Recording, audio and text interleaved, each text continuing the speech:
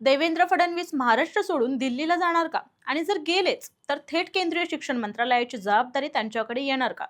शिवसेना ठाकरे गटाचे खासदार संजय राऊत यांनी केलेल्या एका दाव्यामुळे महाराष्ट्राच्या राजकारणात पुन्हा चर्चांना उधाण आलं आहे. महाराष्ट्र राजकारणातून या घडीची सर्वात मोठी आणि खळबळजनक बातमी समोर येत आहे. मुख्यमंत्री देवेंद्र फडणवीस यांनी दिल्लीत जाऊन पंतप्रधान नरेंद्र मोदी यांची भेट घेतली आणि या भेटीनंतर राजकीय वर्तुळात एकच चर्चा सुरू झाली. ती म्हणजे देवेंद्र फडणवीस आता महाराष्ट्राचे राजकारण सोडून केंद्रात जाणार का? आणि यावरच भर टाकत विरोधी पक्षनेते संजय राऊत यांनी अत्यंत बोचरे यांनी मोठी टीका केली आहे. हा संपूर्ण राजकीय गेम प्लॅन काय आहे, पाहूयात ह्याची इनसाइड स्टोरी. नमस्कार, मी साक्षी आणि तुम्ही पाहत आहात न्यूज नेटवर्क 360. संसदेच्या पावसाळी अधिवेशनादरम्यान देवेंद्र फडणवीस यांनी अचानक नवी दिल्ली गाठली आणि पंतप्रधान मोदींची भेट देखील घेतली. अधिकृत सूत्रांनुसार ही भेट महाराष्ट्रातील आगामी विधानसभा निवडणुकांच्या जागा वाटपाची रणनीती ठरवण्यासाठी आणि भाजप कोअर कमिटीच्या बैठकीचा एक भाग म्हणून झाली. दिल्लीच्या राजकीय वर्तुळात दुसरीच एक मोठी चर्चा रंगत आहे, ती म्हणजे केंद्रीय मंत्रिमंडळाचा आगामी संभाव्य विस्तार.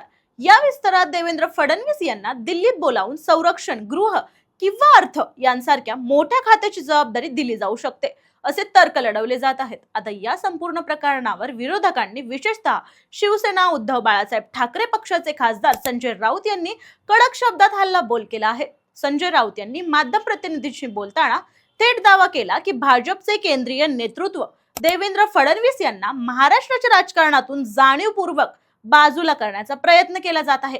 लोकसभा निवडणुकीत महायुतीला महाराष्ट्रात जो मोठा फटका बसला, त्या अपयशाचे खापर आता फडणवीस यांच्यावर फोडले जात असून त्यांना दिल्लीत पाठवणे हा त्याचाच एक भाग आहे, अशी बोचरी टीका राऊत यांनी केली. पण या कथेत आणखीन एक मोठा ट्विस्ट आहे. काही दिवसांपूर्वीच केंद्रीय गृहमंत्री अमित शहा यांनी महाराष्ट्रातील भाजप कार्यकर्त्यांना संबोधित करताना स्पष्ट शब्दात सांगितले होते की महाराष्ट्राची आगामी विधानसभा निवडणूक ही देवेंद्र फडणवीस यांच्याच नेतृत्वाखाली लढवली जाईल. त्यामुळे लोकसभा निवडणुकीनंतर जेव्हा फडणवीस यांनी स्वतःहून मंत्रिमंडळातून मोकळे होऊन पक्ष संघटनेचे काम करण्याची इच्छा व्यक्त केली होती, तेव्हाही केंद्रीय नेतृत्वाने त्यांना उपमुख्यमंत्री पदावर राहून महायुती मजबूत करण्याचे आदेश दिले होते. यामुळे ते निवडणुका पूर्ण होईपर्यंत महाराष्ट्र सोडणार नाहीत, असाही एक मोठा मतप्रवाह आहे. सध्या तरी देवेंद्र फडणवीस केंद्रात जाणार की महाराष्ट्रातच राहून महायुतीची धुरा सांभाळणार, याबाबत भाजपकडून कोणतीही अधिकृत घोषणा झालेली नाही. परंतु संजय राऊतांच्या या विधानामुळे महाराष्ट्रातील राजकीय वातावरण नक्कीच तापले आहे.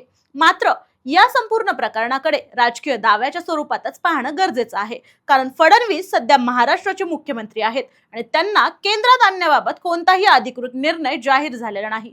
त्यामुळे संजय राऊतांचा दावा प्रत्यक्षात किती खरा ठरतो हे आगामी काळात स्पष्ट होईल. फडणवीस खरंच दिल्लीला जाणार का? शिक्षण मंत्रालयाची जबाबदारी त्यांच्याकडे दिली जाईल का? आणि महाराष्ट्रात त्यांच्या जागी मुख्यमंत्री कोण होणार? या सर्व प्रश्नांची उत्तरं आता पुढील राजकीय घडामोडींमध्ये मिळणार आहेत. तर या पुढील घडामोडींसाठी न्यूज नेटवर्क 360 ला सबस्क्राईब करायला विसरू नका.